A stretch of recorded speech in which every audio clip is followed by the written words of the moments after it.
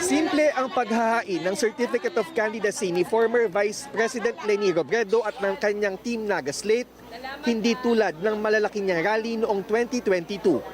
Bumisita muna si Robredo sa puntod ng namayapang asawa na si dating DILG Secretary at Naga Mayor Jessie Robredo bago nagtungo sa Comelec Naga. Tatakbo siya sa pagkaalkalde ng lungsod sa ilalim ng Liberal Party.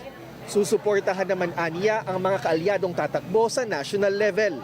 Nasubukan ko na mag-legislative, nasubukan ko na mag-executive. Sigurado ako na mas mahusay ako sa executive position.